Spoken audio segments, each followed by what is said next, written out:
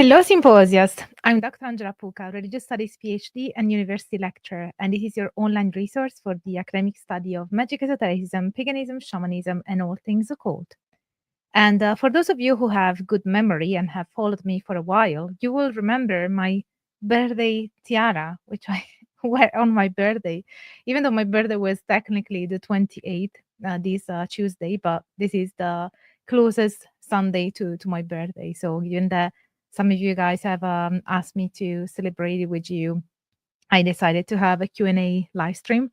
I don't have Q&A live streams very often because they are not as well attended as other types of live streams, to be honest. But I know that some of you guys asked me to do this one, so hopefully you're gonna enjoy it. So how is everybody? Let me see who's in the chat. Oh, thank you, Vocatus, for the birthday wishes, and thank you, Ang, for this chocolate and all the others. Always very appreciated. Hi, Edward. Buon compleanno, dottore. Actually, it's dottoressa, the female in Italian, but I appreciate the Italian. And so who else is in the chat? Oh, hi, Johnny. You said you've never been on one of my live streams before. That's nice. And hi, Howard, and Father Digmund, and thank you all guys for the happy birthday. That's really nice. In fact, I also prepared a cake. I actually put an F word because I'm really bad with cakes, but I'm trying to get better. I mean, I make things that taste nice, but look ugly. So yeah. Anyway, I try to do my best. So this is the cake that I baked for you for this live stream. And it's too bad that you cannot have a taste of it, but let's light it up together. So what's the wish that you guys think I should ask for this year? What would you guys want for this channel?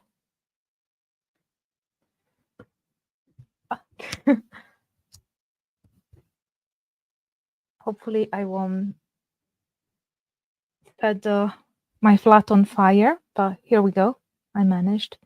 And this is the birthday cake. So should I sing happy birthday to myself? Because obviously I can't hear you, but I will imagine you singing it. So let's just make a wish for this year.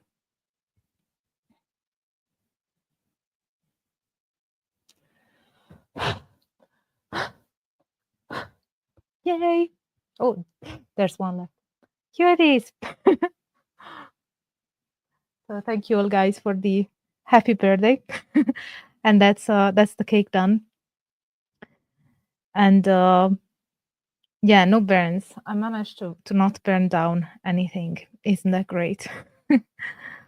So yeah, I had a lovely birthday. There's a friend of mine that has organized a little party for me. So I've seen her and other friends. So that was really lovely, especially given that I don't really know that many people over here, and people that I've met during the PhD have, with other, parted ways, or they have moved somewhere else because, with academics, they or we have to move quite frequently to keep a foot in academia. So yeah, it can be a bit tough. Hopefully all of you guys hear me well, because obviously not having a guest, I can't test whether my microphone is working properly, but I'm assuming it is.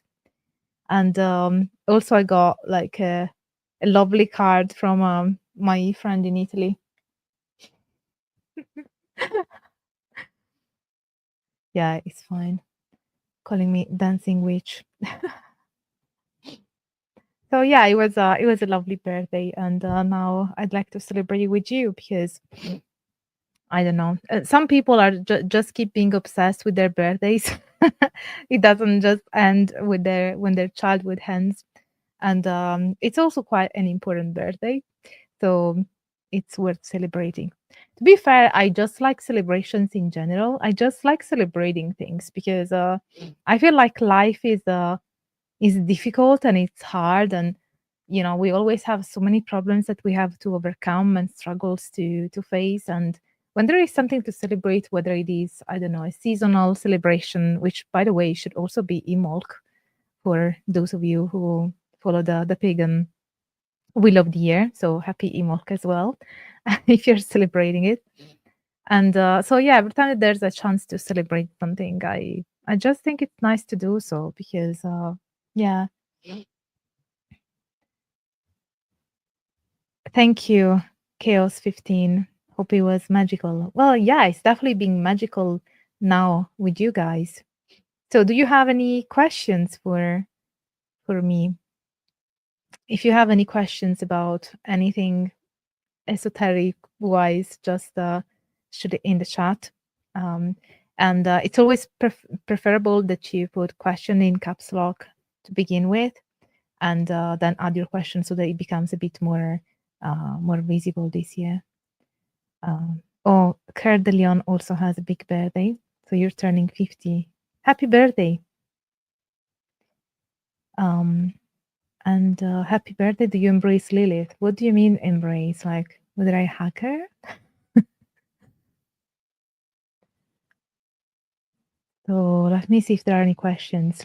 Come on, guys, shoot me your questions in the chat so that we can celebrate talking about all things esoteric. So Divine Witchen is asking, are both karma and the threefold law the same in your opinion? No, I wouldn't say they are the same. I think they are somewhat related. I think that probably the concept of karma has inspired the threefold law in Wicca. So for those of you who are not familiar, the threefold law is the law that we find in the Wiccan Rede, which says that everything that you do, whether it's good or bad, comes back to you threefold times. So it comes back 3 times good or 3 times bad. And it is similar to the concept of karma, where every action has a consequence, even though the concept of karma has been honestly bastardized. It has been bastardized a little bit in the Western world.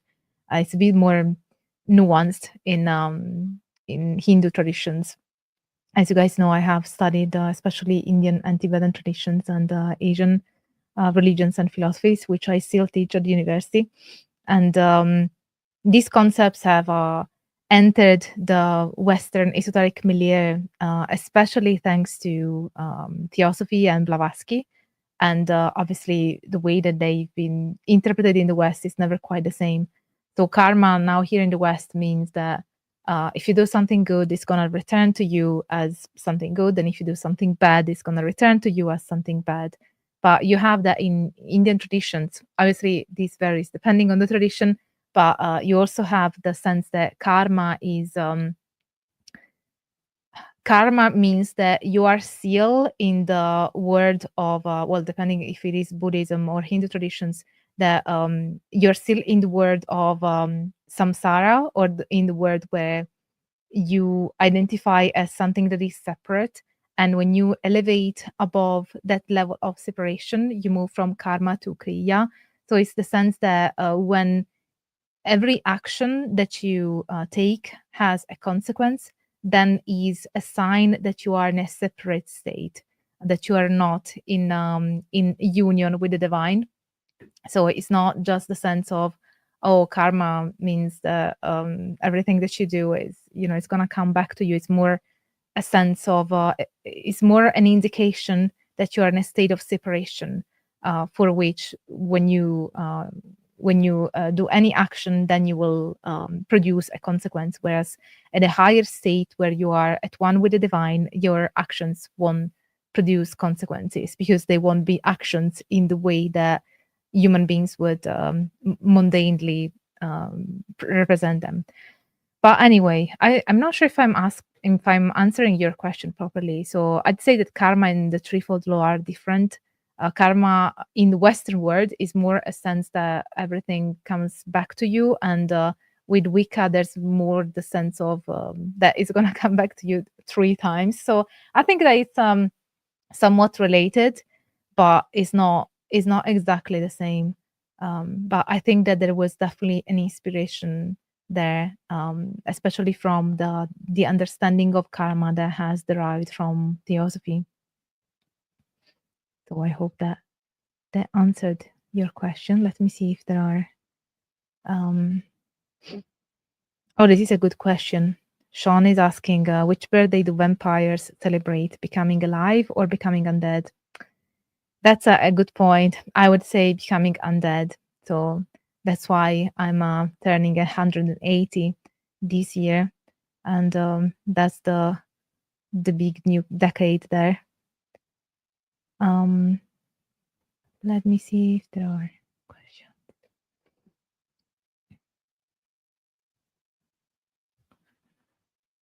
Howard is asking, I saw your Baphomet video and loved it. Thank you. So is Baphomet a god of alchemy who's always neutral depending on the energy you bring to the table, or is there more to it?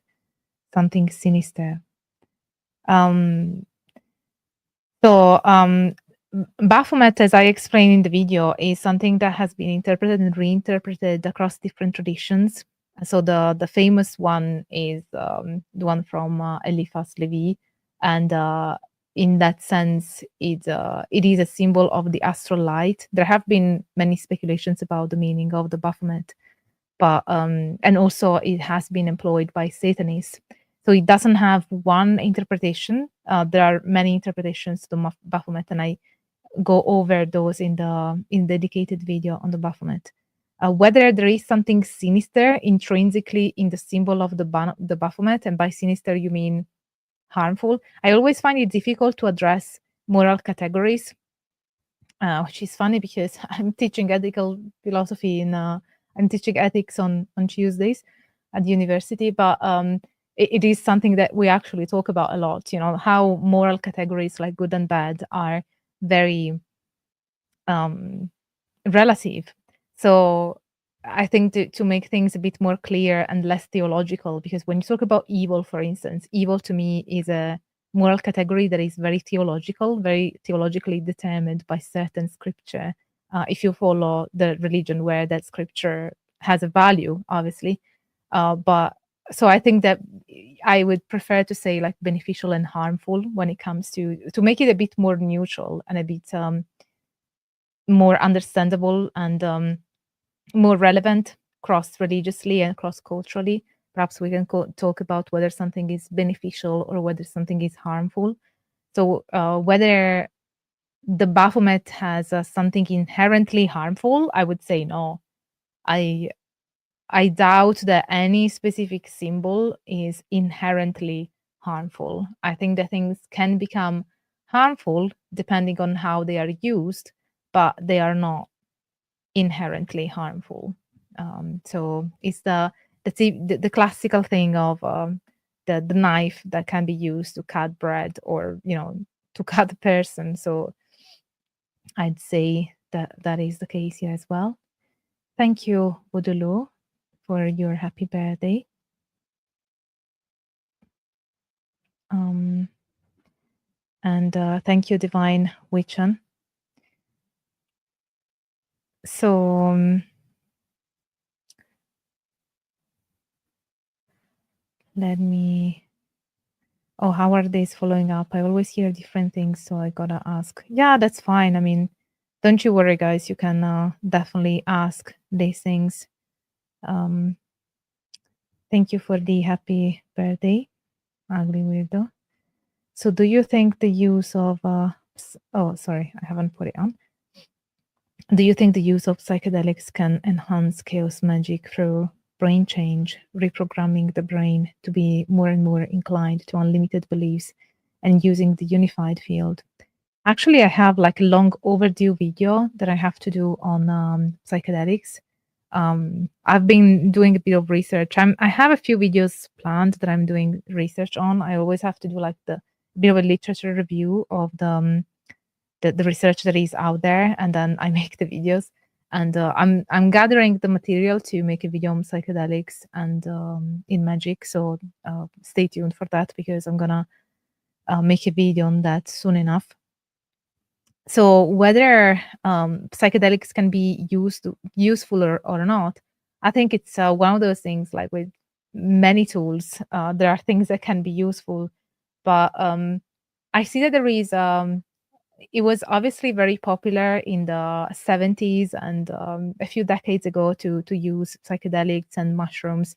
I think even at the time where Carlos Castaneda became very popular, it's it was quite a thing, because it's something that he also talks about. He talks about the mescalito in his books.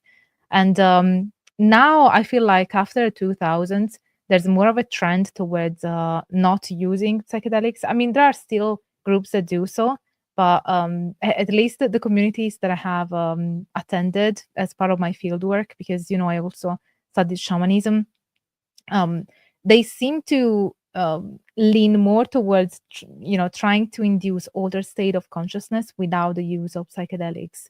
And in a way, you could say, in that sense, you don't become dependent on something that might also be difficult to find or even illegal in some countries. So I don't think that it's a bad idea to learn how to enter other state of consciousness without the use of external substances that can have other types of consequences. But I don't judge. To me, it's like I don't judge practices, and I think it's really dependent on the person. But I look forward to doing a bit more research on that, because I definitely need to make a video on psychedelics, the use of psychedelics in magic, and how they can benefit people. Because I also realize there are some people for whom the use of psychotropic substances can help, because they really struggle to enter an older state of consciousness, or what you call the unified field, without them. So yeah, I will probably have a better answer with my video once I have put it together. But it's an interesting question.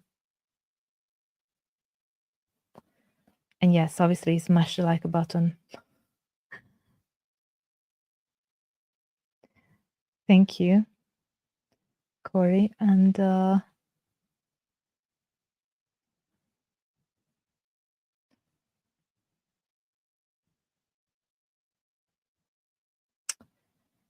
they say me, you, the lovely people in the chat, the Earth, the stars, and galaxies only make up less than 5% of the universe. Why do you think science is so quick to dismiss anything mystical? There's such a poetic way of asking this question. I had yesterday there was a study group on Tanya Luhrmann's book, How God Becomes Real, with RENCEP, the Research Network for the Study of Esoteric Practices. I will also have a live stream with them next month, in March, so that you can get to know them a bit better. But they've already been on Justin's channel on Esoterica, in case you want to check them out.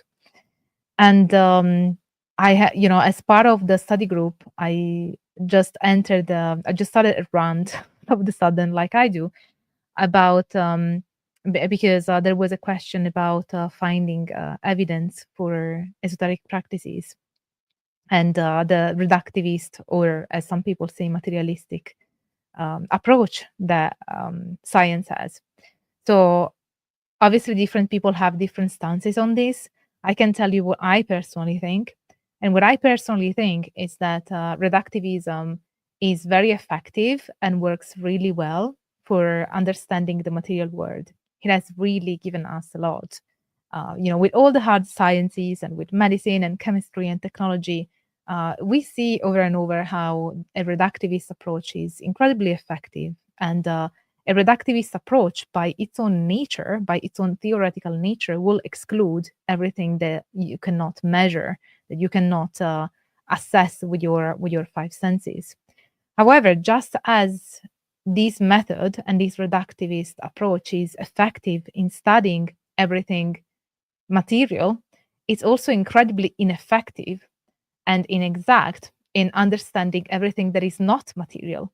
Every time that that kind of method has been used to study everything that is not measurable, with the measurements of science, I would argue that the results are really um, disappointing in that it really doesn't explain things as well. I think that to me, it's very clear that the method of science and its reductivist approach is incredibly effective in some areas of our life and reality, and it's incredibly ineffective in other areas. Every time that you see science applied to love, to understanding feelings, to understanding um, even mystical phenomena, personally, I think that it's very ineffective because the way that science, natural science, the method of natural science is designed, it is designed to study the natural world, and it works really well. So why change it if it works so well? What I don't understand is why people assume that because the reductivist method of science works so well for understanding the physical world, that it would automatically and necessarily work just as well to understand the mystical world, the metaphysical world, our thoughts, our emotions, our sensations, um, the mystical experiences, the dreams, the aspirations, what makes our life meaningful, what makes people assume that because the method of science is so effective in understanding the physical world is also going to be as effective in understanding what is not physical, when it was specifically designed in its theory and in its application to understand that, not to understand everything else. I mean, reductivism by its own definition means reducing, not being holistic. It's the opposite of holistic, and holistic means wholeness, right? So understanding the wholeness of things. Reductivist by its own definition is reducing, everything that you have here into, a very focused, narrow area that you're going to analyze. So I think that why science dismisses anything mystical, I don't think that it does it necessarily, but I think that when it does, it is because of the way that it is designed. It is designed to be reductivist, and it works really well for the area of reality. And personally, I don't think that everything should be explained with the method of science. I don't think that everything can be explained with the method of science, and or that it should, for that matter. I think that some things are just meant to be subjective, and they are just meant to be personal. And I understand that people seek validation, but um, your feelings and experiences and the um, mystical endeavors are valid regardless of whether they can be proven objectively, even though I have problems with objectivity to begin with. So I hope that that answers your question. Oh, Sean, thank you. Happy birthday, Goddess Puca. Have you ever studied the works of Maurice Dorel and the Brotherhood of the White Temple? No, actually, I haven't. It'd be nice to study that for maybe for a video if it is something that people are interested in. But thank you for the happy birthdays, John. But yeah, I'll have to keep a note of that. Or Andrew keeps a note of that and reminds me.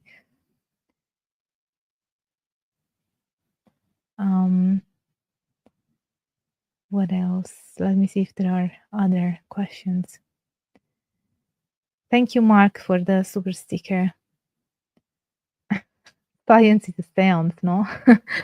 In what sense? Thank you guys for the happy birthdays. Oh, thank you. Coyote Satyr is saying, happy birthday. Thank you for your wonderful videos. Hope you have a magical day. Thank you guys. That's lovely. And as always, I always encourage you, if you can, if you have the means to support my work, you know that you can do it on PayPal, Patreon, Coffee. There are lots of ways that you find everywhere if you can support me. And otherwise, sharing my videos around and liking and commenting on my video is also super, super appreciated.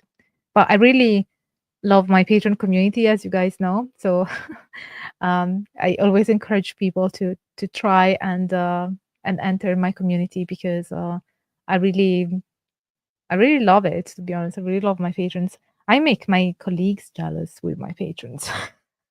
When one of my colleagues come on for a Magus lecture or to chat with my patrons, they always come out of it saying, "Oh, Andrea, I'm so jealous. I wish that I had." Because obviously they compare it to like a class and say, "Oh, I wish that I had students like that." But um, yeah, my patrons are great, so definitely consider joining my patron community. Just yesterday, no, when was it? Yeah, we had the recently the last week. Must have been last week. I've lost track of time. Must be my birthday. But yeah, we had our monthly gathering, and that can be accessed with patrons at any tier. So let me see if there are other questions. Thank you, Jessie, for the super sticker. Thank you, Joao, for the happy birthday.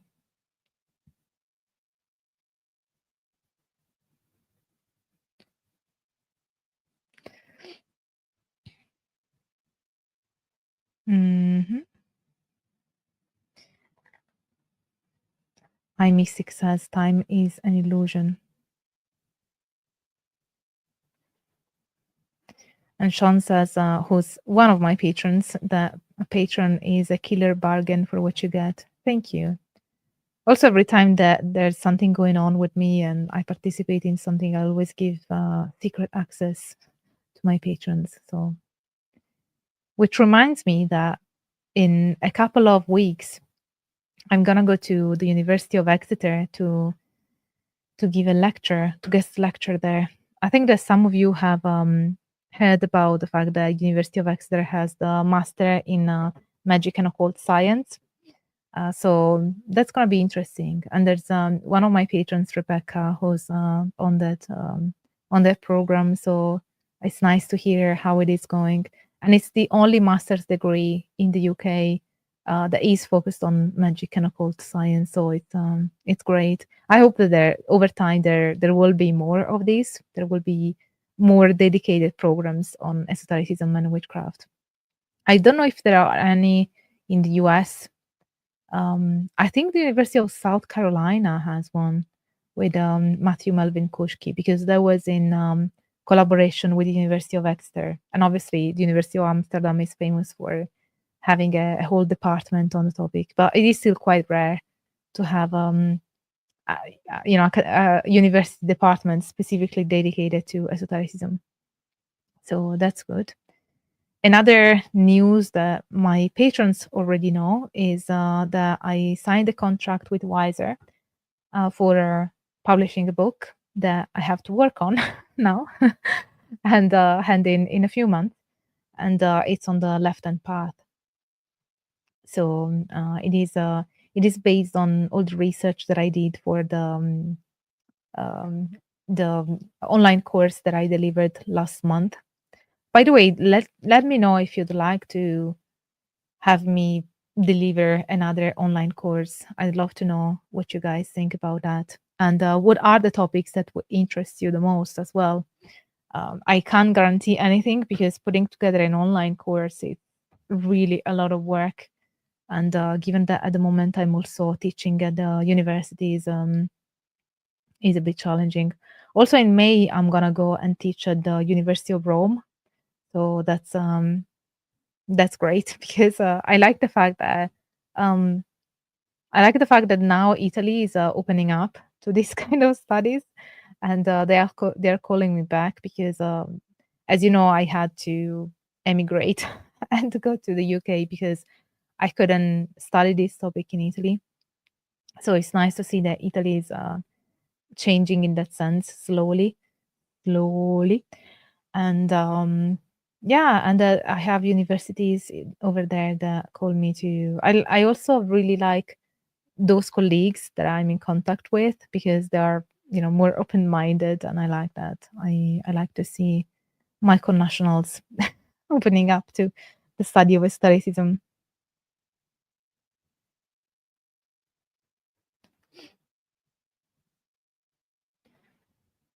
There's only one Dr. Angela Puca. Thank you. I hope it's a good thing. Maybe also, yeah. Sean is asking whether I've seen Nosferatu yet, and can you comment on it? I haven't seen it yet. Would you recommend it? Let me know if it's worth a watch because I'm always looking for interesting. I don't really watch a lot of things. If I have to be fully honest, I don't watch a lot of stuff because I have to read a lot. so so I think that sometimes my eyes get a bit tired, and yeah. So when I have to chill out, I tend to do something more physical because I have to read a lot and focus a lot on, on the material that I read and elaborate it.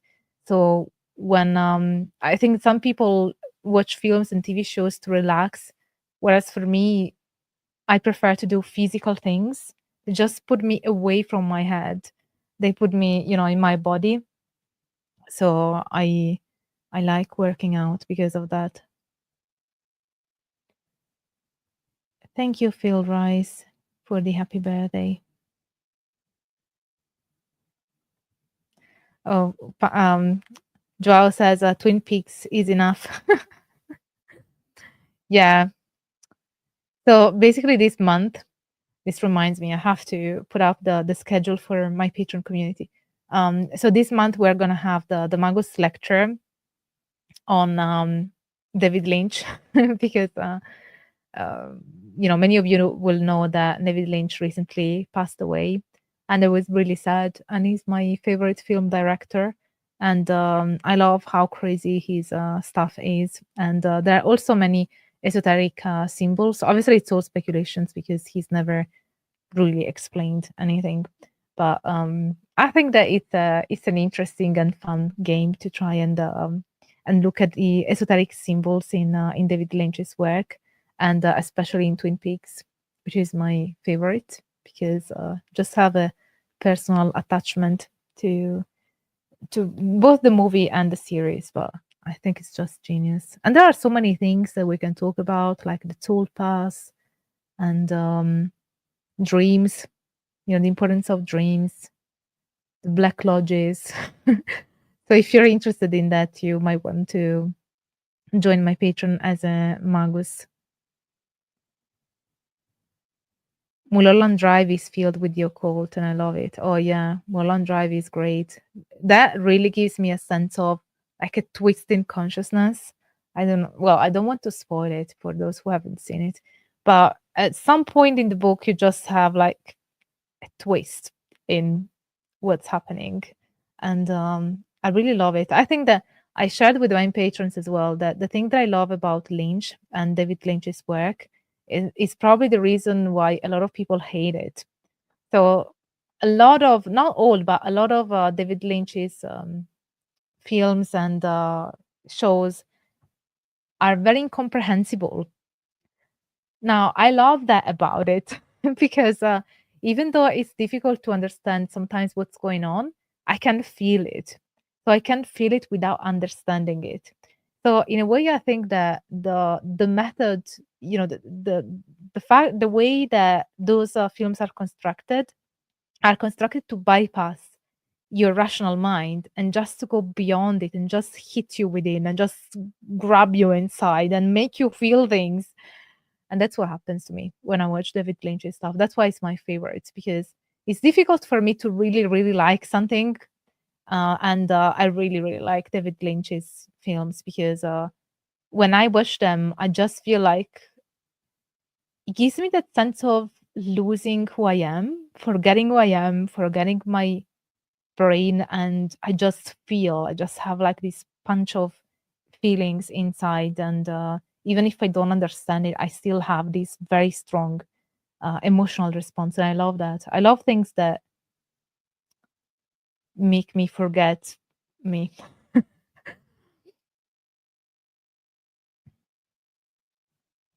Make me forget like where I am, who I am. I just yeah, maybe for some people it might be scary, but I find it liberating. Oh, nice. In Latin, Felix Dies Natalis. Thank you.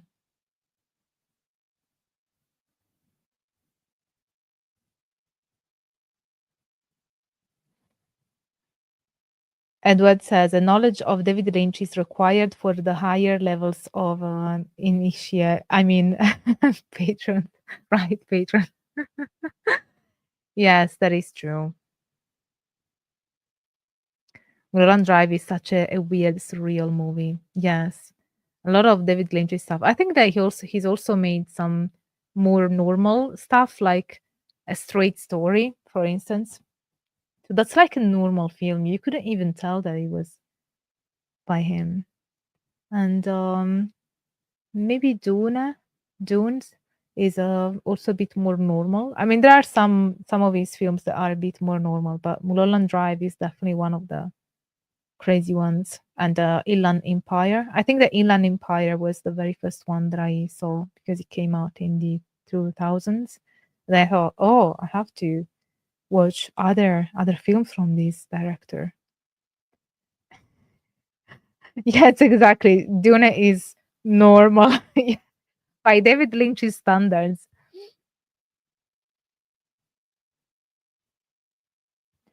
Vesta is asking, "How do I feel about Lost Highway?" Is my favorite. Yeah, I love that one too. That's one of those that I would define as crazy, and it really like pull you inside and make you feel things.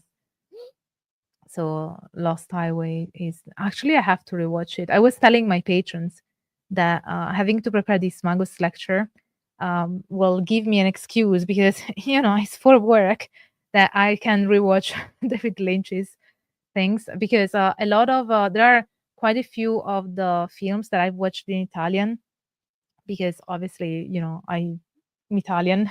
I started speaking English when I moved to this country in when was it 8 years ago. So before that I would just speak like an Italian watching things in Italian. So I can rewatch things in English in the original language. So I have a good excuse to rewatch things. Oh yeah, I can see a lot of people talking about Eraserhead. Oh, that's another one that's so effing crazy. Yes. And also Rabbits. Have you seen Rabbits? Yeah, Lost Highways had Marilyn Manson. I can see that there are a lot of David Lynch's fans in the chat. Interesting. I wonder whether there is an overlap between people interested in esotericism and people interested in David Lynch. I think so. I think it's a bit like enjoying also the movies by Jodorowsky or Kenneth Enge. I think that esotericism and art really has many overlaps.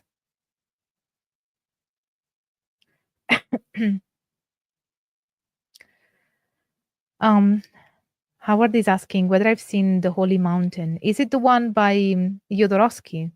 Because I may have seen it in another language. So if you tell me the title in English, sometimes titles don't translate literally. Oh yes, Blue Velvet is also another one. To me, Blue Velvet is a bit more normal. It's less crazy, but it's also very interesting.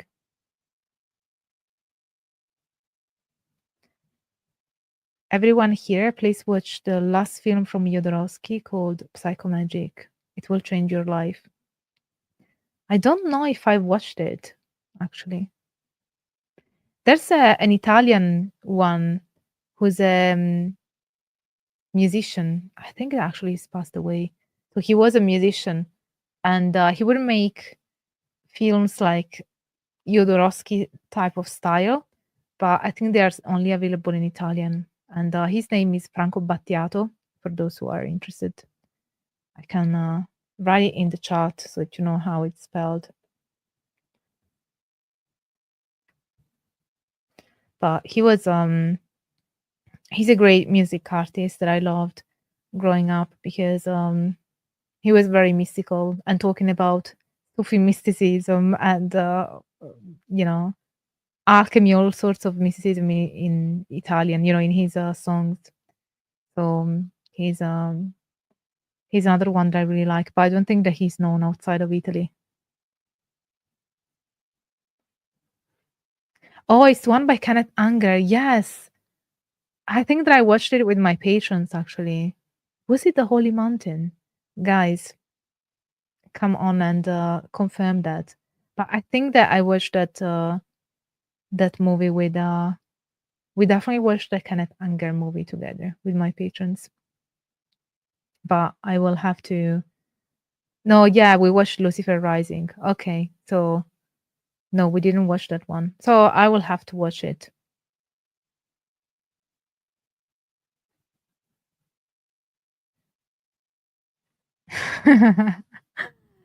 That's a joke that I can understand because I know what you mean. Battiato knows the cure. Yes. Are you familiar with the song? So there's a for those of you who might not get it because maybe you don't know Franco Battiato, but one of his famous songs is called La Cura. That one is not particularly mystical; it's more like a love song, although there is a sort of a mystical connotation to it. But yeah, I think that he's referring to that because one of his most famous songs is La Cura, which in English would be The Cure.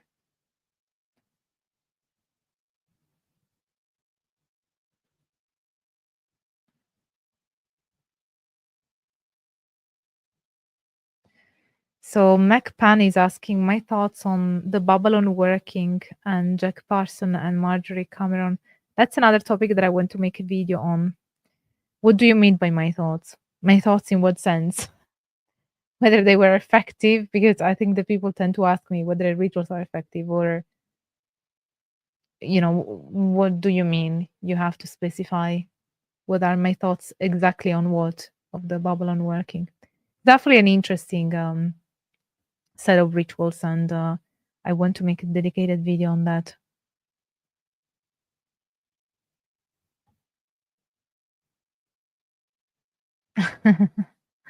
I heard the Cure love song and immediately played. That's goth approved.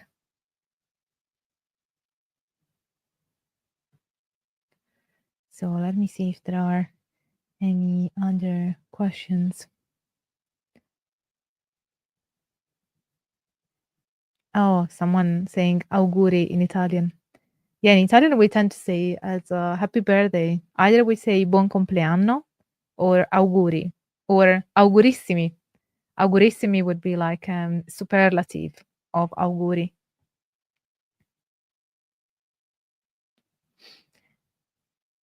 Also, do you guys have any advice on, I mean, do you know any other film director like Lynch or Jodorowsky, you know, someone that has a very strong esoteric connotation or potential esoteric I'm not sure if Lynch classify exactly as having an esoteric connotation because there are many esoteric elements to his films, definitely. And a lot of symbology that comes from esotericism, so I would say so.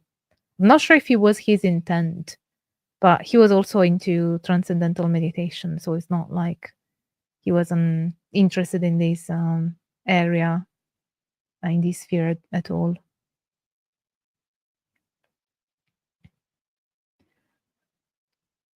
Disaster Peace says, happy birthday, Prof. Wish you lots of success ahead. Thank you. That's lovely.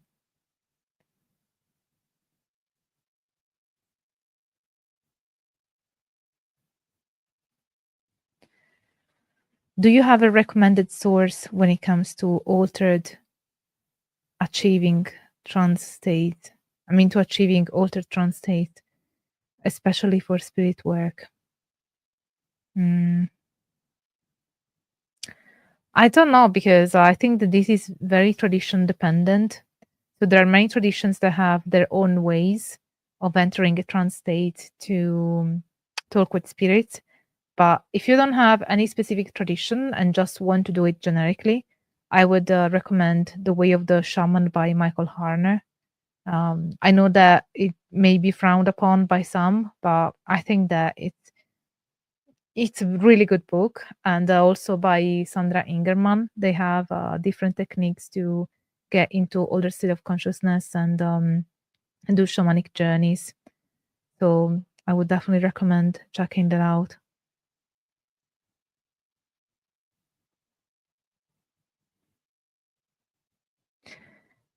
Reminds me, another film that I really like is Vanilla Sky. Have you guys watched Vanilla Sky?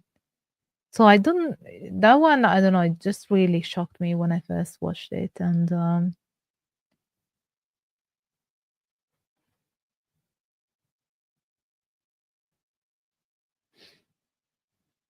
Angel Art is even better than the book Falling Angel, directed by Anne Parker. I don't think that I've seen it, so it's going on my list.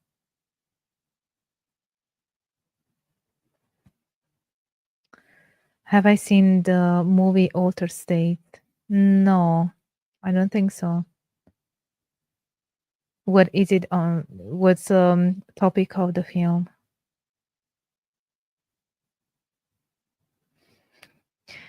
The Little Things, There's Nothing Bigger. This is from Vanilla Sky.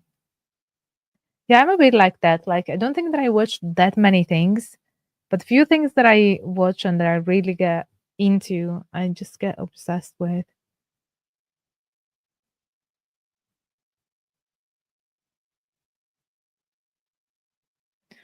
Tanti auguri, grazie.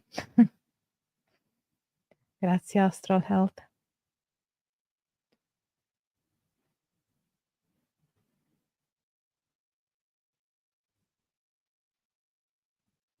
Waking Life is a good movie about lucid dreams.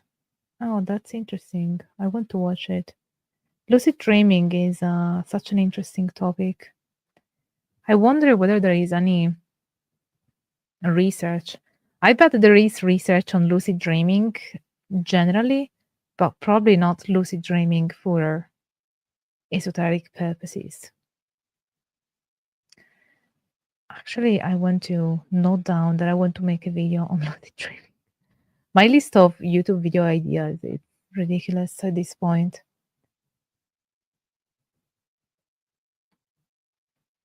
And just have so many things. Another thing that I'd like to do more on the channel is videos that are dedicated on specific entities, because it seemed like in the past you liked it. I only have one on Hecate and one on Inanna Ishtar, and they both did pretty well. So I'm thinking of making more videos that are dedicated on exploring specific entities and the research around them. So the first ones that I thought about were Diana, or Diana, as English speakers say, and Lucifer, which makes me sound like a follower of Leland. But no, but I think that those are two entities that are very interesting. And I know that there is a research on both, and I'd also like to explore the Italic Lucifer, because it's something that I don't think I have found really much in English. So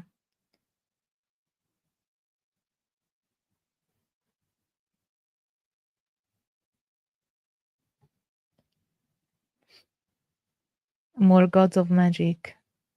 Yes.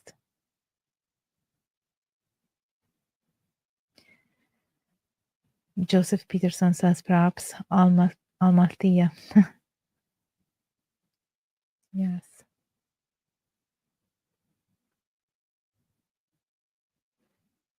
Vesta says Lucifer and Diana would be great each, please. Yeah, it's on the making. Just now it's in the process of doing the research for it. And Andrew, who is in the chat, is my research assistant, so he helps me gather the research material. Paimon.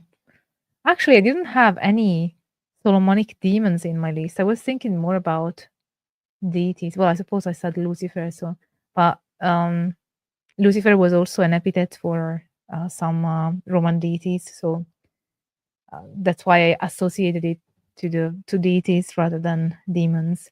But yeah, it's not a bad idea. But I wonder whether there's any research on specifically on Solomonic demons.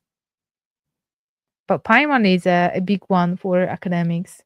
When I was doing my PhD, there were a lot of memes running around about PhD students summoning Paimon to finish their PhD dissertation. Yes, Andrew remembers that Paimon is the PhD demon. Indeed, he is. Oh, hi, John. Speaking of Paimon, thank you for the happy birthday.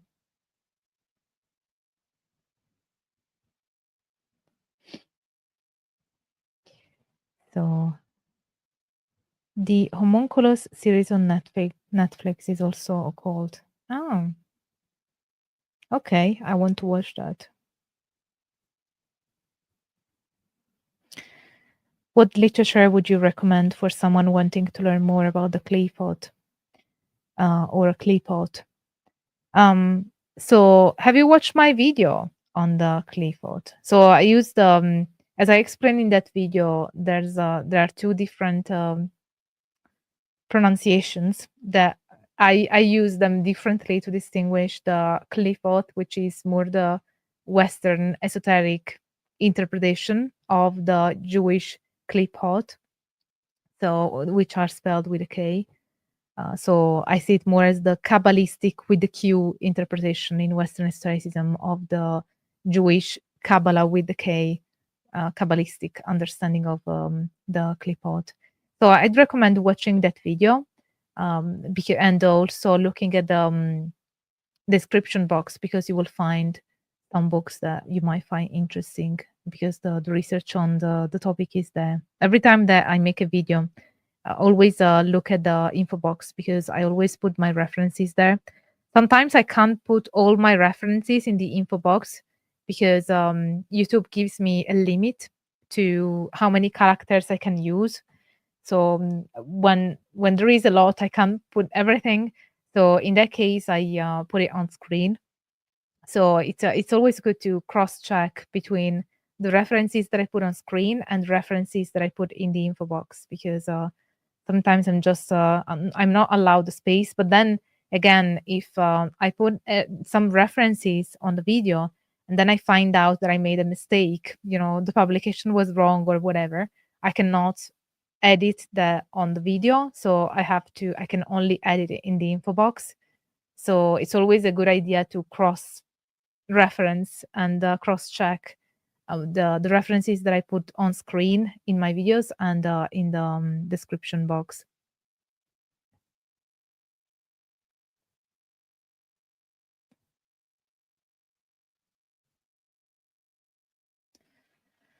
Krishna Pillai says, I loved your video on the Kundalini.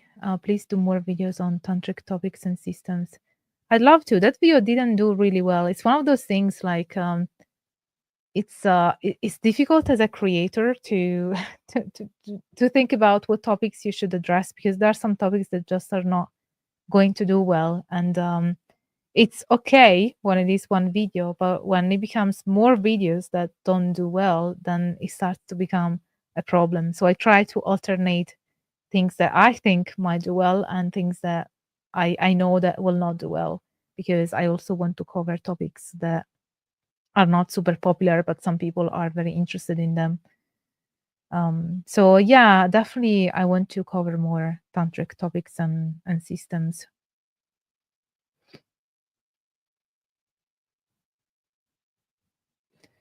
And Mac Pan is saying, if you're interested in Clifford and the Kabbalistic Tree of Life, really check out the book The White Bat, The Alchemy of Writing by Peter Moon. I am not familiar with this book.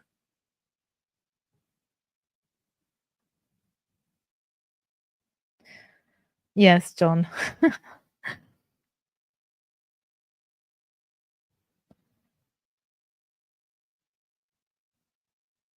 Sean says that's too bad. I love learning about Tantra and Hinduism. Yeah, I know. So it's I will definitely cover these topics more. Don't worry, guys. Even if they will not be popular, I think it is still important to cover those topics.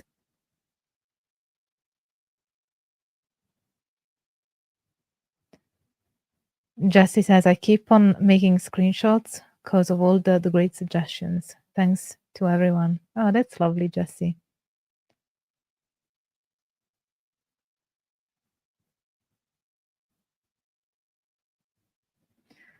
There is much similar vibes of films between these Holy Trinity, David Lynch, Andrei Tarkovsky, and Ingmar Bergman.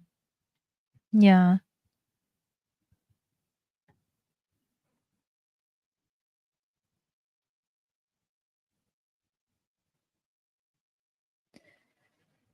Do you have your teaching on hard copy? What do you mean? Do you mean whether I have a written version of my videos? If that is the question, then the answer is yes, and they are available on my Patreon.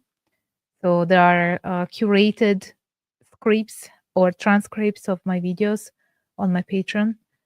So if you join as an initiate, which is like the second tier, you get access to all of my transcripts, and you can download them and read them at your leisure.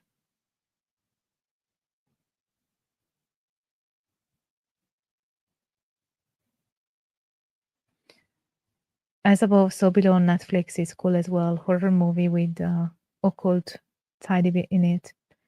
The title sounds promising. What is it about?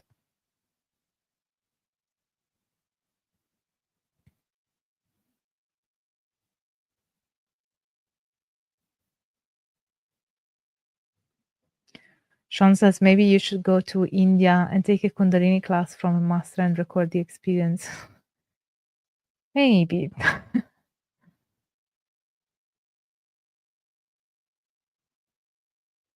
Yes, as Andrew reminds, transcripts are also available from the Patreon shop. So you can also get individual transcripts from the past if you don't want to sign up as a patron.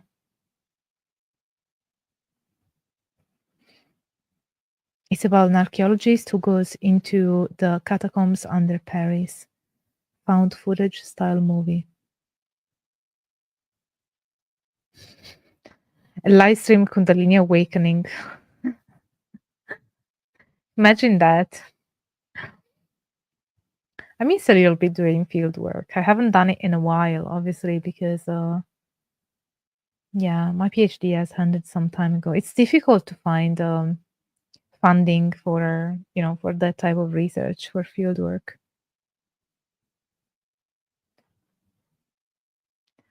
Carlos says, "Happy birthday, Angela! Big fan of your work. Thank you for all the material shared. Do you have any recommendations on literature about Pansophic Society Lodge?"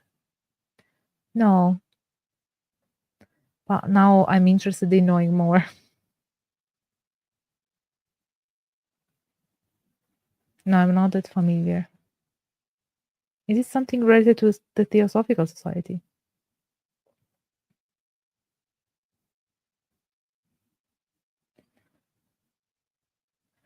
Happy birthday. What's your favorite book? Oh, wow. I don't know what's my favorite book. I have so many favorite books. And every time that somebody asks me about my favorite something, I'm just blank out and I can't think of anything. Um, no, I don't think that I have a favorite one. I used to love The Mist of Avalon. That's the first one that came to mind. I really like the Mist of Avalon. I'd like to read the Lord of the Rings because I've heard people that are close to me that really love it, so they made me want to read it. And also Alan Wake, which has a famous video game. So I'd like to read those. It'd be nice to have the time. I kind of assumed that you were talking about a fiction book, but yeah, I like that. And also I like Moonchild by Lester Crowley, The Sea Priestess. So yeah, I also like those. I think I like, and Carlos Castañeda's book. I also like those.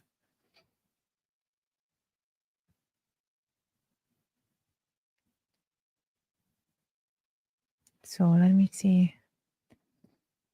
Thank you, Davlavi, for the happy birthday. I always see your comments. You're always like, you always comment on every one of my videos. I appreciate that.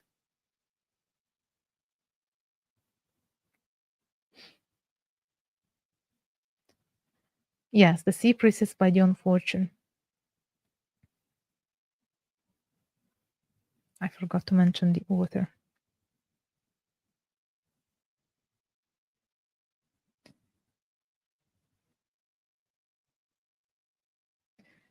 What fictional universe has your favorite magic system? What do you mean? I'm not sure what you mean. If there is a fictional universe that has my favorite magic system, or like maybe a fiction book that has a magic system that I like. Oh, maybe I get what you mean. Hmm.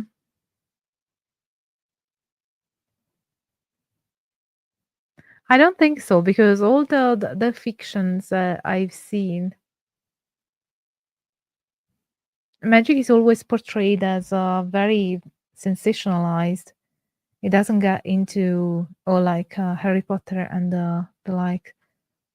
They always have something that I don't find super convincing, and it lacks nuance. Magic is always this sensationalist thing that um, you know, you use a wand and everything appears in front of you, and that really gives a better understanding of what magic really is.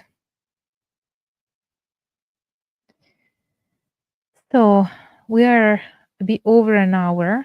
I think we can draw this live stream to a close. I really appreciated everybody coming in and all of your lovely birthday wishes. I always enjoy celebrating with you guys. And yeah, I hope that you guys consider supporting me and becoming patrons, and being even more part of the community with my inner symposium. And yeah, I will enjoy the cake, Edward. Too bad that you guys cannot. Let me show it again. Here it is. I turned 7, as you can see. And thank you also. Thank you guys so much. And please share my videos around. Whenever there's a video that you're really into, just share it around. It really helps me and it helps the symposium grow, because YouTube doesn't always show my work around, and that it makes it difficult for me to get outreach. So I really rely on you and how amazing you are. So please keep being amazing and sharing my work. And also, if you liked this video, don't forget to smash the like button, subscribe to the channel if you haven't already, activate the notification bell, and leave me a comment, because I always appreciate those. And what else? Oh, the next video coming up is gonna be on the Minoan Brotherhood, and that's a Wiccan pagan tradition. So I hope that you will enjoy that. And thank you all for being here, and I hope that you all stay tuned for all the academic fun. Bye for now. Bye for now. And thanks again for the birthday wishes. Mwah.